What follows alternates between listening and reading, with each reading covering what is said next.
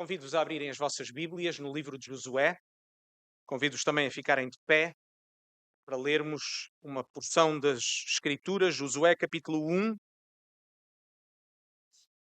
A pregação hoje irá centrar-se nos versículos 10 a 18, mas vamos ler desde o versículo 1 para termos em mente e para nos lembrarmos do seu contexto. Josué capítulo 1, vamos ler os versículos 11 a 18, mas depois a pregação irá centrar-se apenas nos versículos 10 a 18. Diz-nos assim a palavra de Deus. E sucedeu depois da morte de Moisés, servo do Senhor, que o Senhor falou a Josué, filho de Num, servo de Moisés, dizendo: Moisés, meu servo, é morto. Levanta-te, pois, agora, passa este Jordão, tu e todo este povo, à terra que eu dou aos filhos de Israel. Todo o lugar que pisar a planta do vosso pé vou-lo tenho dado, como eu disse a Moisés. Desde o deserto e desde este Líbano, que há o grande rio, o rio Eufrates, toda a terra dos heteus e até ao grande mar, para o poente do sol, será o vosso termo. Nenhum se susterá diante de ti todos os dias da tua vida. Como fui com Moisés, assim serei contigo. Não te deixarei, nem te desampararei. Esforça-te e tem bom ânimo, porque tu farás a este povo herdar a terra que jurei aos seus pais lhes daria. Tão somente esforça-te e tem muito bom ânimo, para teres o cuidado de fazer conforme toda a lei que o meu servo Moisés te ordenou. Dela não te desvies nem para a direita nem para a esquerda, para que prudentemente te conduzas por onde quer que andares. Não se aparte da tua boca o livro desta lei. Antes medita nele dia e noite, para que tenhas cuidado de fazer conforme a tudo quanto nele está escrito. Porque então farás prosperar o teu caminho, e então prudentemente te conduzirás. Não te mandei eu. Esforça-te e tem bom ânimo. Não pasmes nem te espantes, porque o Senhor teu Deus é contigo, por onde quer que andares. Então deu ordem Josué aos príncipes do povo, dizendo: Passai pelo meio do arraial e ordenai ao povo, dizendo: Provede-nos de comida, porque dentro de 3 dias passareis este Jordão, para que entreis a possuir a terra que vos dá o Senhor vosso Deus, para que a possuais. E falou Josué aos Rubenitas e aos Gaditas e à meia tribo de Manassés, dizendo: Lembrai-vos da palavra que vos mandou Moisés, o servo do Senhor, dizendo: O Senhor vosso Deus vos dá descanso e vos dá esta terra. As vossas mulheres, os vossos meninos e o vosso gado fiquem na terra que Moisés vos deu desta banda do Jordão. Porém, vós passareis armados na frente dos vossos irmãos, todos os valentes e valorosos, e ajudá-los-eis, até que o Senhor dê descanso aos vossos irmãos como a vós.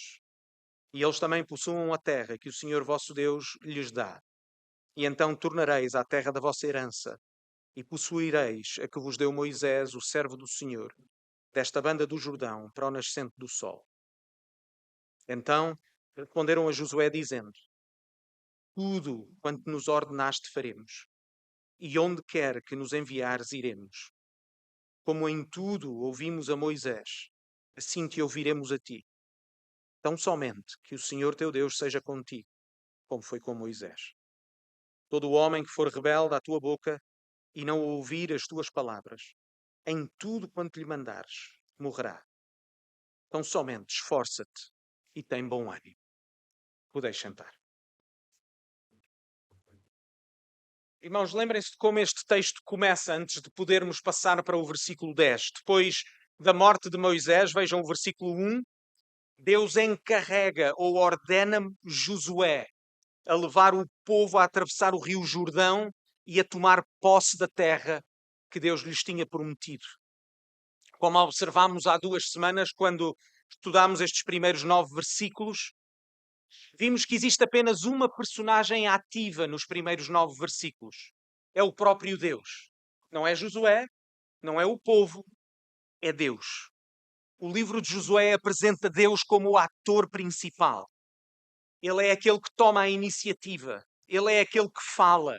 Ele é aquele que promete. Ele é aquele que ordena. Ele é aquele que determina os meios e os fins de todas as ações. Mas ele é também aquele que assegura o êxito do que vai acontecer, do que ele ordena. Deus não envia Josué com base nas suas capacidades. Deus envia Josué com base naquilo que ele é o seu caráter. Vimos também que a primeira cena do livro, esta comissão que Deus dá de Josué, é o fundamento de todo o livro. Podemos dizer que o restante do livro de Josué é apenas o desenvolvimento dos planos e das promessas que Deus fez. E é por isso que nós concluímos que os primeiros 9 versículos, mais uma vez, são primeiramente acerca de Deus, que nos ensina acerca de quem Deus é, que nos lembra de que Deus é soberano, de que Ele é fiel, de que Ele é justo, mas também de que Ele é um Deus presente no meio do seu povo. É com base neste caráter e é com base neste Deus que o povo vai e é obediente.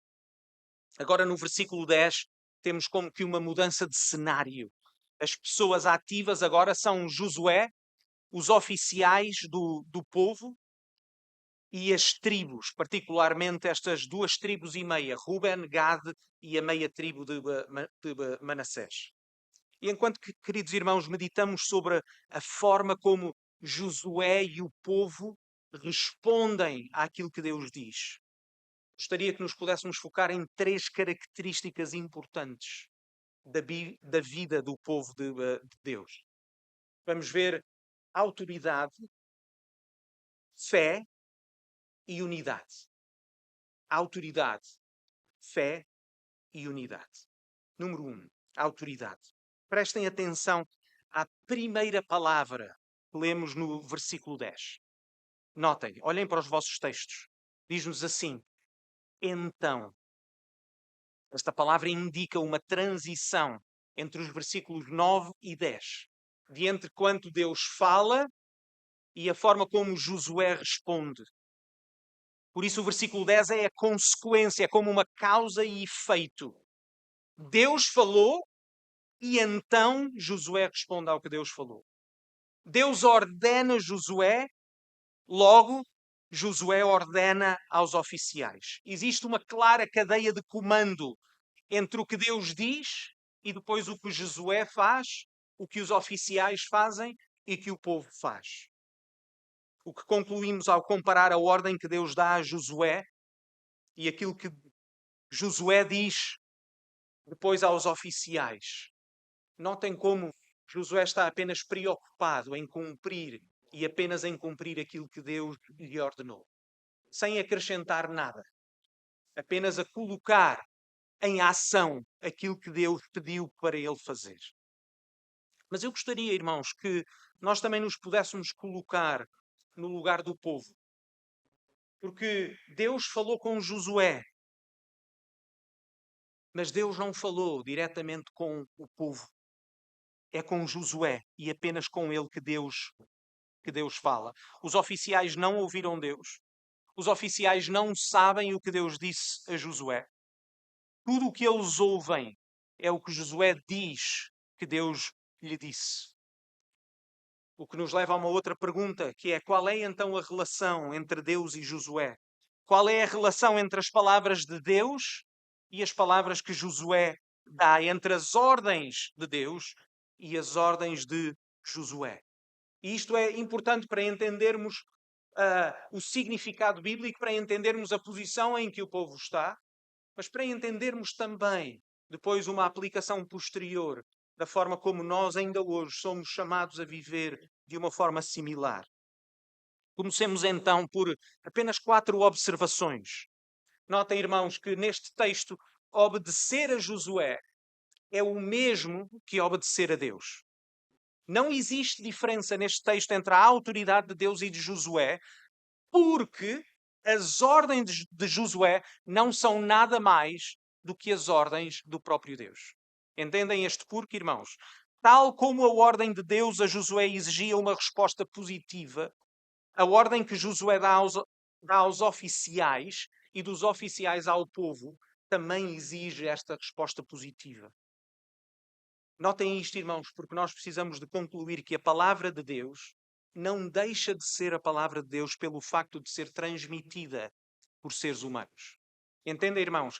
A verdade não deixa de ser verdade porque Deus utiliza instrumentos e meios para falar a sua verdade. Quando os oficiais transmitem a ordem ao povo, o povo deve obedecer àqueles oficiais como obedece a Deus. Porque as palavras não são mais, as ordens não são mais do que as ordens do próprio Deus. O foco nas Escrituras não é o meio ou o instrumento que Deus usa, mas a vontade e a autoridade do próprio Deus. As ordens não são, em última análise, ordens de Josué, mas ordens de Deus que são dadas através de Josué. E por isso, consequentemente, porque são de Deus, elas são ordens, não são sugestões, não são pedidos, não existem negociações. Josué não se senta com os oficiais a negociar com eles o que vão fazer. Josué apenas transmite aquilo que Deus disse para ele transmitir.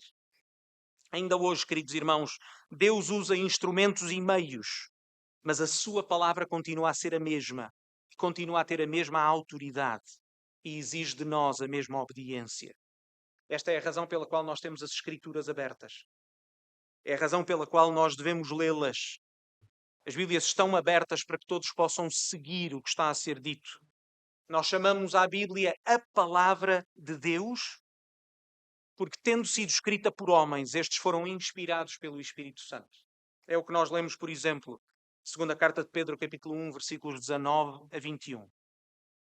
Quando lemos, e temos muito firme a palavra dos profetas, à qual bem fazeis em estar atentos, como a uma luz que ilumia em lugar escuro, até que o dia esclareça, e a estrela da alva apareça em vosso coração. Sabendo primeiramente isto, que nenhuma profecia da Escritura é de particular interpretação, porque a profecia nunca foi produzida por vontade de homem algum, mas homens santos de Deus falaram inspirados ou levados pelo Espírito Santo. Segunda observação, a verdadeira obediência é completa, com base na autoridade do próprio Deus. Esta é a resposta apropriada àquilo que Deus diz. É uma obediência total e incondicional. Vejam o versículo 16. Quando eles dizem, tudo quanto nos ordenaste, onde quer que nos enviares, iremos. Ou o versículo 17, em tudo. Ou o versículo 18, todo o homem que for rebelde, em tudo o que lhe mandares. A autoridade de Deus é universal e completa. E o povo de Deus ouve a sua voz e submete-se sem reservas ao que Deus diz. Porque a palavra de Deus tem autoridade. Terceira observação. As consequências da desobediência são a morte. Vejam o versículo 18. Todo o homem que for rebelde à tua boca e não ouvir as tuas palavras em tudo o que lhe mandares, morrerá. Agora notem porquê, irmãos. E é importante que nós entendamos isto. Não tem a ver com Josué nem com a importância de Josué. É porque desobedecer a Josué, neste contexto, é em última instância desobedecer ao próprio Deus. Entendem, irmãos? Porque as palavras que Josué diz, porque as palavras que ele profere, ele é apenas um instrumento do próprio Deus. Por isso as palavras são do próprio Deus. Neste caso, desobedecer a Josué é desobedecer ao próprio Deus. E é por isso que a consequência é a morte. Quarta observação. A obediência a Josué é condicional. A obediência a Deus é total, completa e incondicional. A obediência a Josué é condicional. Vejam o versículo 17, a segunda parte. Quando eles dizem, tão somente, eles dizem, obedeceremos em tudo, tão somente que o Senhor teu Deus esteja contigo. Josué tem a autoridade apenas na medida em que ele representa Deus de forma fiel. Vejam também a segunda parte do versículo 18. Tão somente esforça-te e tem bom ânimo. No contexto dos primeiros 9 versículos, para que é que Josué precisava de esforçar-se e ter bom ânimo? Porque é que ele precisava de ser forte e corajoso? Diz-nos o texto, para obedecer à lei, para obedecer a tudo o que Deus mandou. E por isso a obediência a Josué é condicional à própria obediência de Josué a Deus. Entendem, irmãos? Em última instância, aquilo que o povo deseja é ser obediente a Deus. Na medida em que Josué é um instrumento fiel a Deus, logo eles submeter-se-ão a Josué na medida em que ele se submete a Deus. E nada mais. Agora passamos à parte mais difícil, irmãos. Porque falámos sobre o povo, fizemos observações sobre o texto e sobre aquele tempo. Precisamos de perguntar então e hoje? Precisamos de perguntar em primeiro lugar, será que Deus ainda usa homens para liderar o seu povo? E em segundo lugar, porque é importante, qual é o alcance da sua autoridade? Ou por outras palavras, quais são as semelhanças, mas também as diferenças entre os homens que Deus levanta hoje e, neste caso, Josué? A resposta à primeira pergunta é muito simples, irmãos, biblicamente. Será que Deus ainda usa homens? Sim. Deus continua a chamar e a usar homens para pastorear o seu povo. É por isso que as igrejas continuam a eleger homens a quem chamamos de pastores, porque têm a função de pastorear o povo. Temos de o afirmar claramente porque vivemos num tempo cada vez mais anti-autoritário. A nossa cultura olha para a autoridade com desconfiança. E mesmo que essa autoridade seja por vezes reconhecida nas várias esferas, é muitas vezes vista como um mal menor, como um mal necessário. As pessoas não gostam, sejamos sinceros, honestos no nosso contexto, as pessoas não gostam que se lhes diga o que é que devem fazer. Porque as pessoas acreditam que são suficientemente responsáveis para cuidarem de si próprias, para tomarem conta das suas próprias decisões e escolhas. E, portanto, neste contexto de independência e de autonomia, a autoridade parece uma intrusão na liberdade e independência da pessoa. No entanto, queridos irmãos, de acordo com as Escrituras, a autoridade na Igreja é importante e necessária, porque ela representa visivelmente a autoridade do próprio Deus. Os pastores cuidam do rebanho de Cristo, que é o pastor principal, que é o sumo pastor, 1 de Pedro 5. Os pastores cuidam das almas das pessoas que lhes são confiadas, e nessa qualidade as pessoas são chamadas a submeter-se a eles. Hebreus 13, o texto que nós lemos. Agora, irmãos, notem isto, porque tão importante como afirmar que Deus ainda nomeia homens para pastorear o seu povo, tão importante quanto responder esta pergunta é também definir com cuidado a extensão da autoridade que os pastores hoje têm. Em primeiro lugar, tal como Josué, a Igreja vive debaixo da autoridade de Deus e apenas debaixo da autoridade de Deus. Particularmente, a Bíblia usa a imagem de um corpo para ilustrar a Igreja. E nesse corpo que é a Igreja, o Senhor Jesus Cristo é a cabeça. Em virtude da sua morte e ressurreição, o Senhor Jesus, como Paulo disse à igreja de Éfeso, é a cabeça, é a autoridade final sobre a igreja. Efésios 1, 22 e 23. E ele, diz-nos o texto, e ele, Deus, pôs todas as coisas debaixo dos seus pés e deu-lhe, a Cristo, por cabeça sobre todas as coisas, a igreja, que é o seu corpo, plenitude daquele a quem tudo enche em tudo. A Igreja vive debaixo da autoridade do Senhor Jesus. O Senhor Jesus é o Senhor da Igreja. Perdoem-me a redundância. Em segundo lugar, como com Josué, a Igreja submete-se à palavra do próprio Deus. Como Deus ordenou a Josué, ele deve obedecer a toda a lei do seu Deus.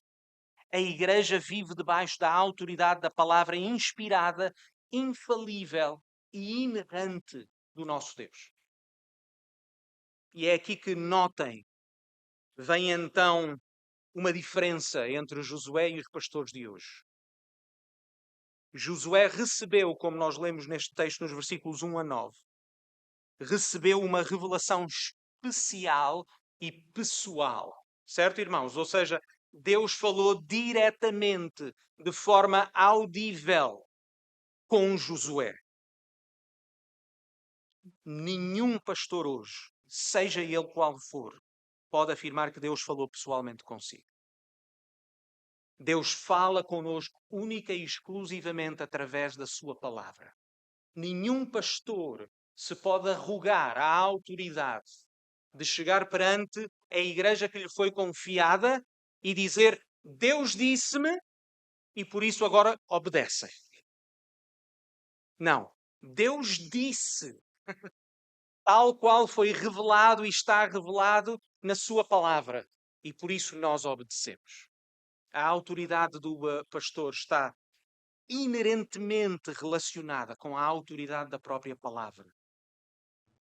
É exercida esta autoridade com base na palavra revelada e escrita. É por isso que a principal função de um pastor é ensinar, é pregar a palavra de Deus. É por isso, notem isto, irmãos, que o único dom requerido nas Escrituras para o exercício do pastorado é o dom do ensino. Todas as outras qualificações são qualificações de caráter.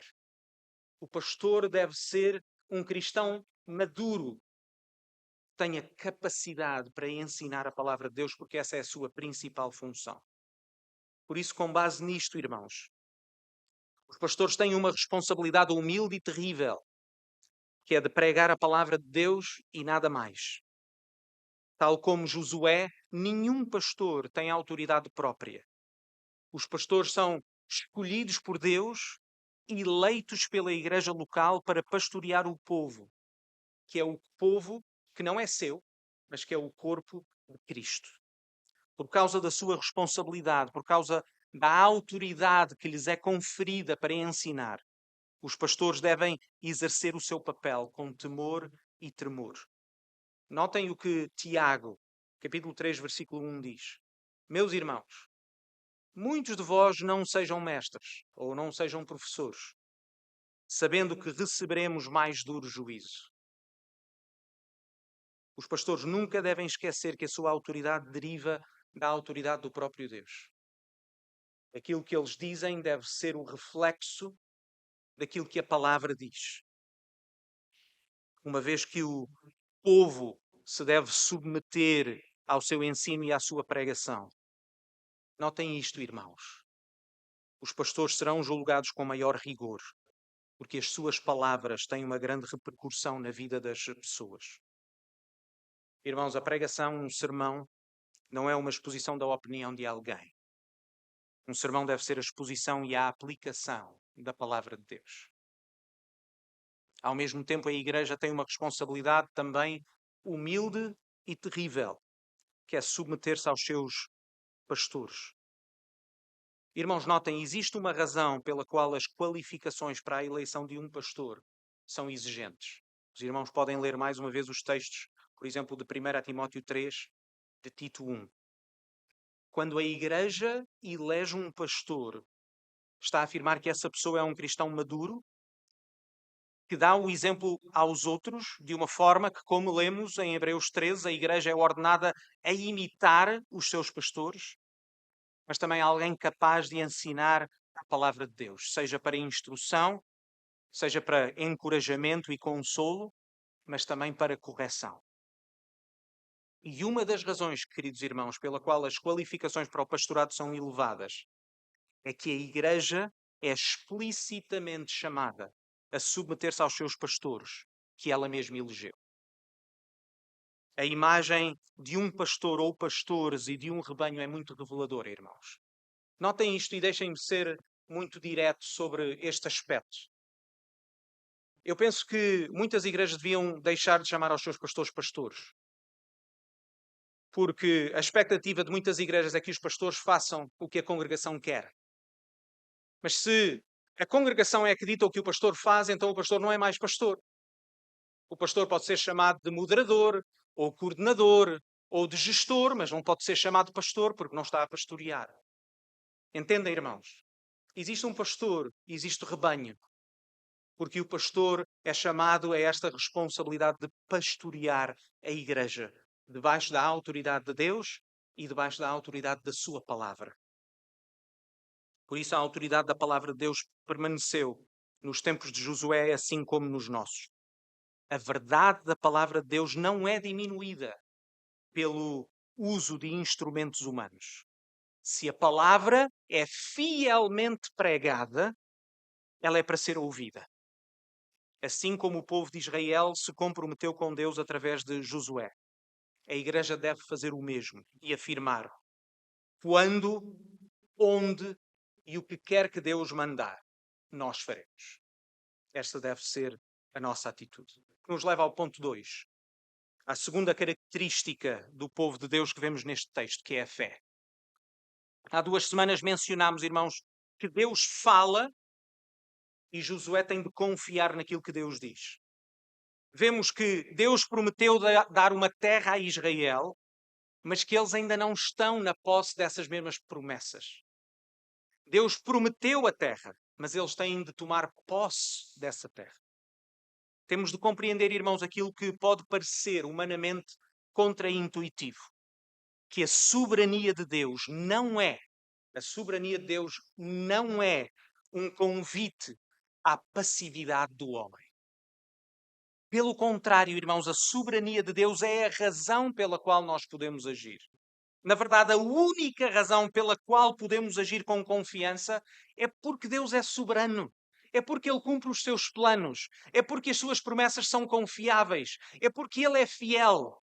É porque Ele não apenas tem o desejo, mas tem o poder de cumprir tudo aquilo que Ele disse que iria cumprir. É porque existe um Criador que criou todas as coisas para a sua glória, que é ativo e está envolvido com as suas criaturas. É exatamente por isso que os seres humanos podem agir. Nota, irmãos, existe uma razão, existe um propósito, existe um significado para aquilo que nós fazemos. Sem Deus e sem a sua soberania, as nossas ações não teriam sentido.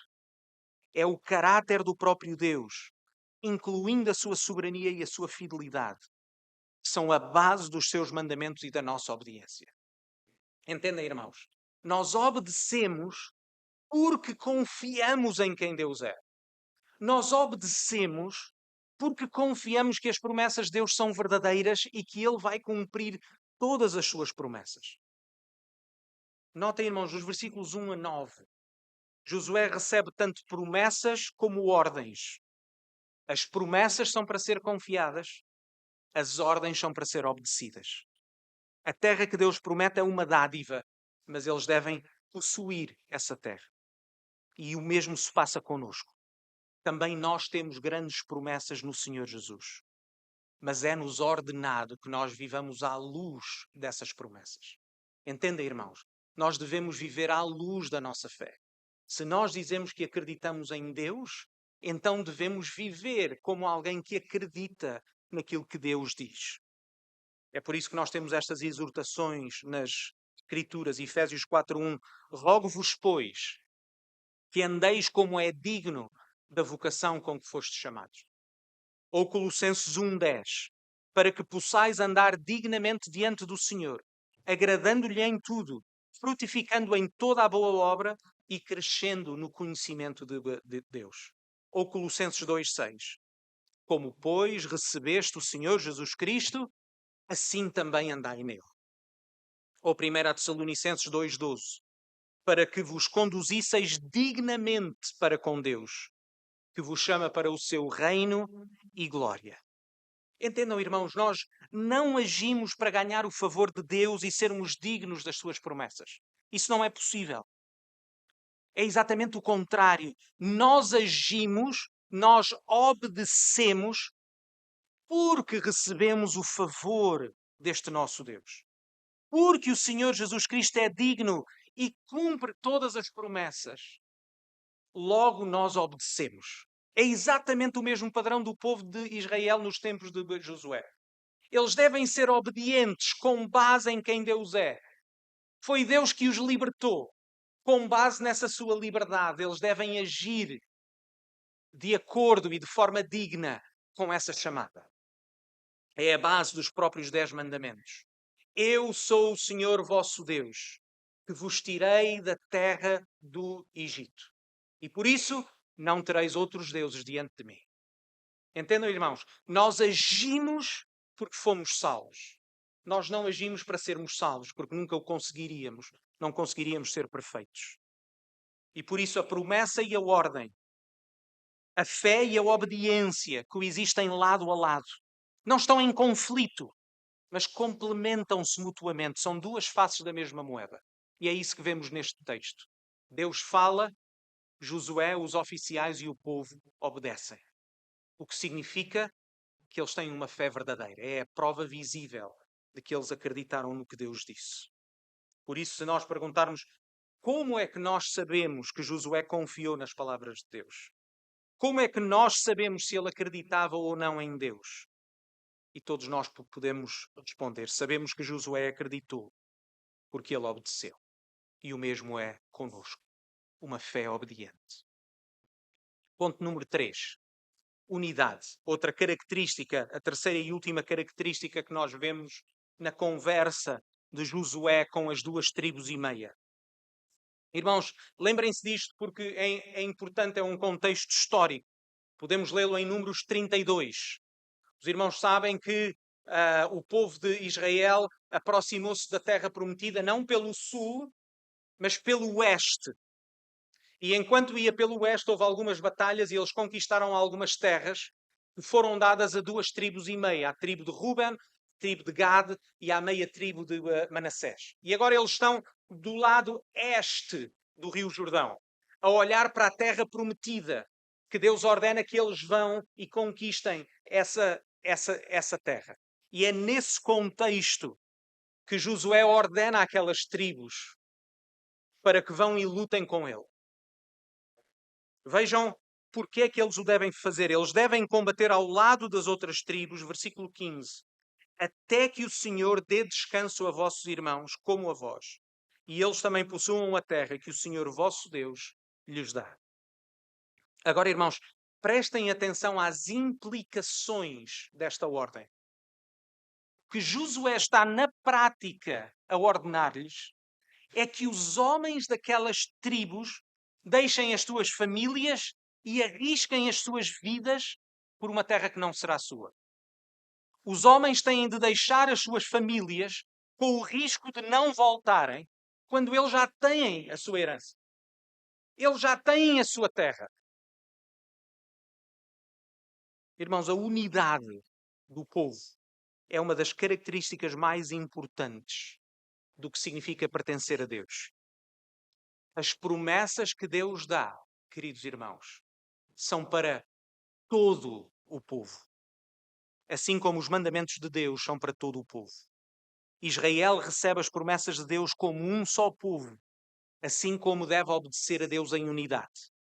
Não é apenas cada um por si, não é cada um a fazer aquilo que deseja, mas é um povo unido a receber as promessas de Deus, mas também a viver em obediência a Deus. Não existe, de acordo com este texto, terra ou descanso para mim.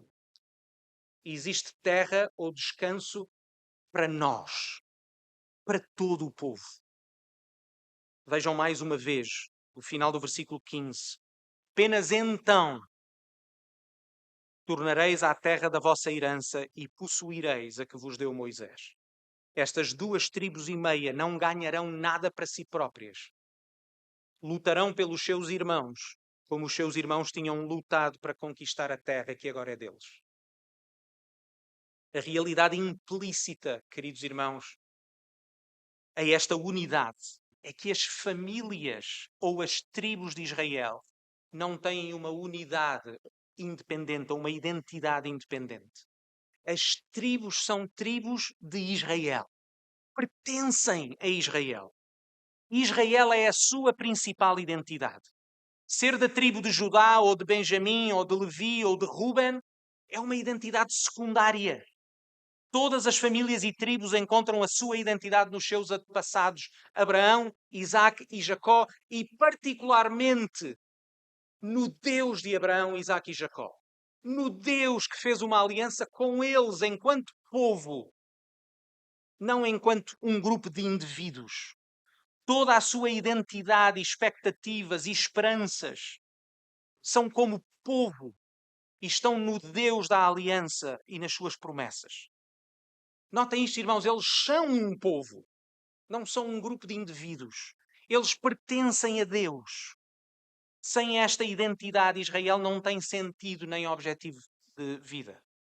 E esta é uma verdade que nós precisamos ser recordados constantemente, irmãos. Contrariamente à mentalidade ocidental moderna, aos olhos de Deus, a nossa identidade é, antes de mais, a de um povo, não um grupo de indivíduos. Se não fosse assim, ou seja, se a nossa identidade, pensem nisto, irmãos, se a nossa identidade se encontrasse sobretudo em nós, nós ainda estaríamos condenados perante Deus. Porque se o Senhor Jesus Cristo não nos representasse naquela cruz, ainda estávamos nós hoje mortos nos nossos pecados. Tal como os israelitas, também nós estamos unidos numa mesma identidade, porque a nossa unidade existe, porque nós fomos primeiro unidos ao Senhor Jesus. Somos todos, sem exceção, chamados por um só nome. Somos cristãos. Estamos unidos a Cristo. Somos um povo que está unido a Cristo. Todos temos o mesmo Pai. Partilhamos a mesma fé e a mesma esperança. E por isso aquilo que nós partilhamos e o que nos une é superior a qualquer outro laço terreno. Tal como os israelitas, também a Igreja partilha de uma identidade comum. É por causa do que o nosso Senhor Jesus Cristo fez em nosso favor. Queridos irmãos, lembremos isto, que nós estamos aqui hoje. É o que nos une. É porque o nosso Senhor Jesus Cristo foi totalmente obediente ao Pai. Foi porque o Senhor Jesus pagou a culpa dos nossos pecados. Foi porque o Senhor Jesus ressuscitou para nos dar uma nova vida, que nós estamos aqui unidos hoje. E para aqueles que possam estar aqui hoje e não são cristãos, é isto que nós chamamos de Evangelho, que simplesmente significa boas notícias. É que acreditamos que existe um Deus que criou todas as coisas, que nos criou para vivermos para a sua glória, em obediência a Ele, para lhe agradarmos em tudo, mas que sem exceção, tu e eu, desobedecemos e rebelamos contra Deus. É isso que nós chamamos de pecado. É desobedecer a Deus. E que por isso mesmo, Deus é justo e condena-nos no nosso pecado. Mas Deus, no seu amor, na sua graça, na sua misericórdia, não nos abandonou ao nosso pecado. Enviou o seu Filho Jesus para poder pagar naquela cruz culpa, a pena dos nossos pecados. E ressuscitou ao terceiro dia para nos dar uma nova vida. Acreditamos que todos, sem exceção, todos aqueles que se arrependem e colocam a sua fé, a sua confiança completa no Senhor Jesus, serão salvos. É isto que nós chamamos o Evangelho. É esta mensagem que nos une enquanto corpo. Deus não salva apenas um grupo de indivíduos independentes e autónomos. Jesus morreu pela sua igreja, pelo povo. Meus queridos irmãos, todos nós viemos de uma família particular, com um passado único, de diferentes etnias, de diferentes países, mas em união com o Senhor Jesus, nós reunimos-nos como um só povo. Entendem esta maravilha, irmãos? Olhem, mesmo nesta igreja pequena, e olhem para a diversidade do povo de Deus aqui. Diversidade étnica, diversidade de nacionalidades, diversidade de educação ou de extrato social. E o que é que nos une aqui hoje, irmãos? Porquê é que nos chamamos a primeira Igreja Batista de Lisboa? Qual é a razão da nossa unidade? É o Senhor Jesus. Irmãos, a fé cristã é pessoal, mas não é individualista.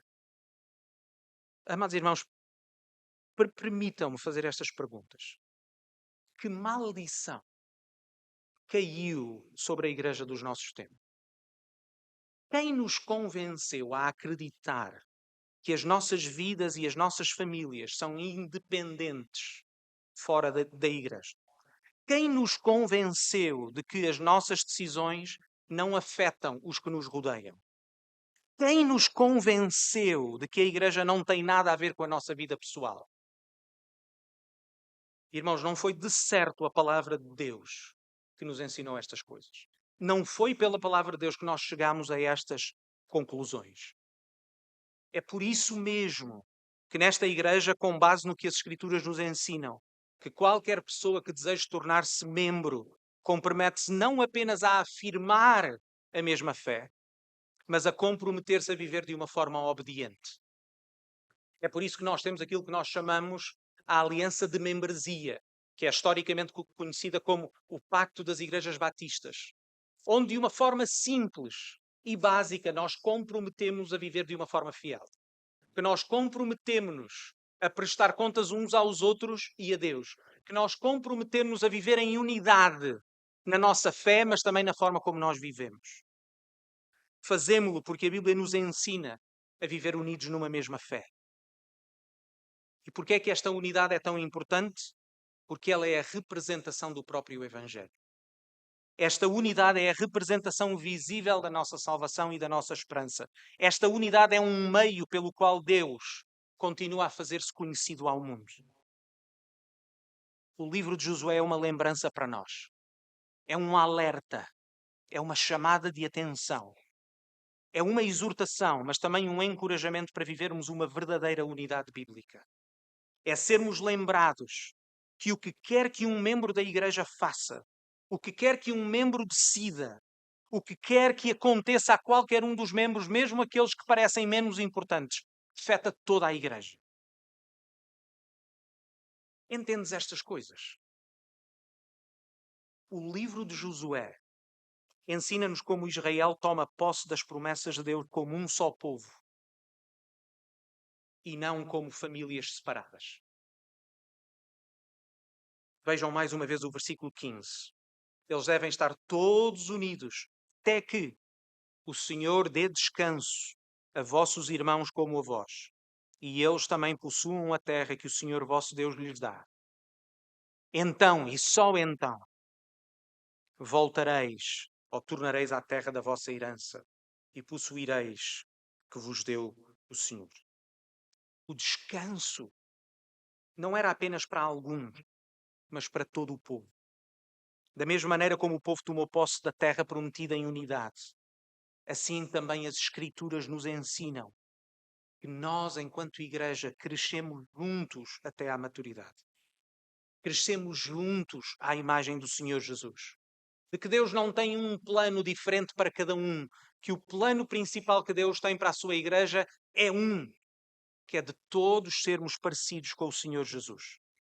O descanso que nós temos prometido é alcançado em unidade, é alcançado em comunidade. Vejam o que nós lemos em Efésios 4, 11 a 13. E Ele mesmo, e está a falar de Cristo aqui, do Senhor Jesus, Ele mesmo deu uns para apóstolos, outros para profetas, outros para evangelistas, outros para pastores e doutores. Agora vejam qual é o objetivo. Querendo o aperfeiçoamento dos santos, para a obra do ministério, para a edificação do corpo de Cristo. Agora notem o versículo 13. Até que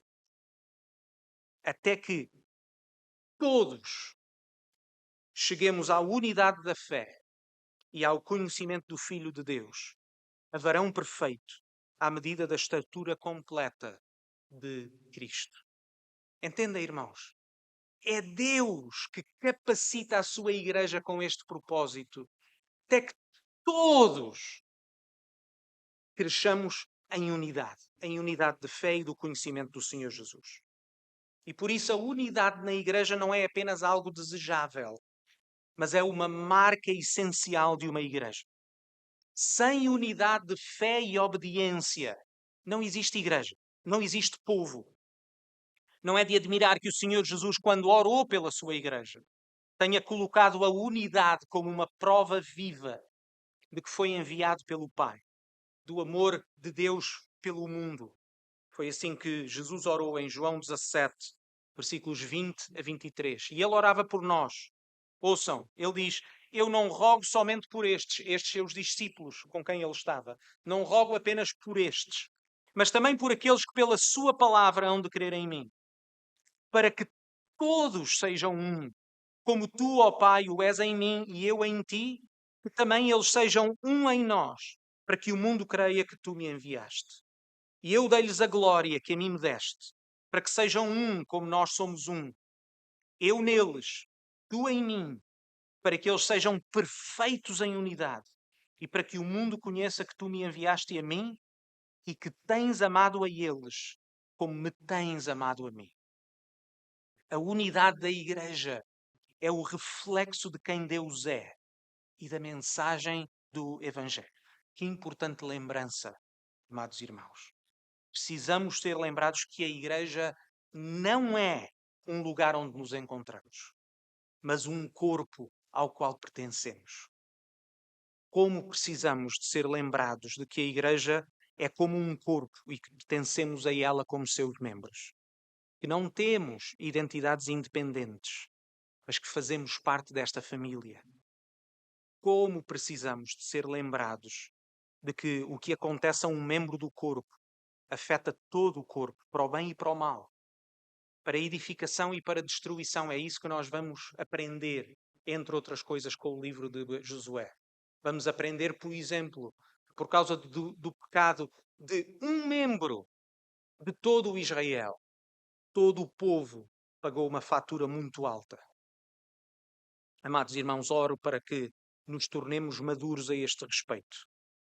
A falta de unidade, a compreensão superficial da relação de aliança que nos une no mesmo corpo, tem sido uma das maiores fraquezas da Igreja atual e, deixem-me dizer com toda a sinceridade, uma das maiores fraquezas desta Igreja. Digo com muita tristeza, mas digo a verdade. A divisão no corpo tem sido um dos maiores pecados da Igreja moderna. A ideia de que as pessoas acham que podem fazer aquilo que querem. A ideia de que as pessoas acham que podem ter, cada um tem a sua opinião, cada um vive como deseja. Esse não é o ensino bíblico. Essa não é a unidade da Igreja. O menosprezo da relação de aliança dentro do corpo tem trazido grandes danos ao reino, tem envergonhado Cristo, tem colocado em causa a evangelização. Porque se Jesus disse a verdade, e Ele é a verdade, então o testemunho da Igreja passa pela sua vida em unidade. Sempre que a Igreja vive em desunião ou conflito, aquilo que está a dizer é passar uma falsa ideia do que o Evangelho é. Mas, queridos irmãos, deixem-me terminar com uma nota de esperança e de encorajamento. Existe um caminho muito mais excelente, como o apóstolo Paulo tão bem disse aos Efésios, capítulo 4, versículos 1 a 5. Rogo-vos, pois eu, o preso do Senhor, que andeis como é digno da vocação com que fostes chamados, com toda a humildade e mansidão, com longanimidade, suportando-vos uns aos outros em amor. Ouçam, irmãos, versículo 3. Procurando guardar a unidade do Espírito pelo vínculo da paz. Há um só corpo e um só Espírito, como também fostes chamados em uma só esperança da vossa vocação. Um só Senhor, uma só fé, um só batismo. Somos muitos, mas estamos unidos num só, no Senhor Jesus Cristo. Um mesmo corpo, uma mesma fé, uma mesma esperança, um mesmo batismo, um mesmo Pai, um mesmo Espírito. Portanto, irmãos, oremos e lutemos pela unidade do corpo da Igreja.